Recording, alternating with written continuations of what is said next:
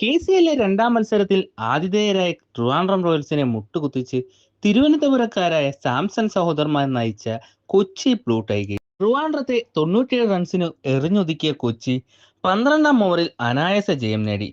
Toss നഷ്ടപ്പെട്ട് ബാറ്റിംഗിനിറങ്ങിയ Royals 20 ഓവറിൽ 97 റൺസിന് ആൾ ഔട്ടായി. കൊച്ചി ബ്ലൂ ടൈഗേഴ്സ് 11.5 ഓവറിൽ 2 വിക്കറ്റ് നഷ്ടത്തിൽ 99 റൺസ് നേടി. അവസാന പന്തിൽ സിക്സ് അടിച്ച് അർദ്ധ സെഞ്ചുറി തികച്ച കൊച്ചി ക്യാപ്റ്റൻ സാലി സാംസൺ ടീമിനെ വിജയത്തിലെത്തിച്ചപ്പോൾ അനുജൻ സഞ്ജു സാംസന് ബാറ്റിംഗിന് ഇറങ്ങേണ്ടി വന്നില്ല. ട്രിവാൻഡ്രത്തെ 3 മുൻനിര വിക്കറ്റുകൾ വീഴ്ത്തിയ അഖിൽ സത്താറാണ് പ്ലെയർ ഓഫ് ദി മാച്ച്. കഴിഞ്ഞ സീസണിൽ KSLൽ ഒരു മത്സരം മാത്രം കളിച്ച സാലിയുടെ ഗംഭീരമായ തിരിച്ചുവരവാണ് ഈ മത്സരം. ആദ്യം ബാറ്റ് ചെയ്ത ട്രിവാൻഡ്രത്തെ ആദ്യ പന്തിൽ തന്നെ ഞെട്ടിച്ചത് സാംസൺ സഹോദരന്മാർ ചേർന്നാണ്.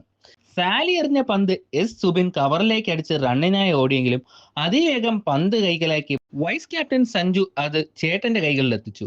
പെട്ടെന്ന് തന്നെ സാലി സ്റ്റംപ് ചെയ്യുകയും ചെയ്തു. റോയൽസിനായി അവരുടെ ക്യാപ്റ്റൻ കൃഷ്ണപ്രസാദിന് തിളങ്ങാനായില്ല. വെറും 11 റൺസ് മാത്രമേ അദ്ദേഹത്തിന് നേടാനായുള്ളൂ. 5 വിക്കറ്റിന് 22 എന്ന നിലയിൽ തകർന്നടിഞ്ഞ ടീമിനെ അബ്ദുൾ ബാസിദും അഭിജിത്ത് പ്രവീണും ബേസിൽ തമ്പിയും ചേർന്നാണ് വൻ മാനക്കേടിൽ നിന്നും രക്ഷിച്ചത്.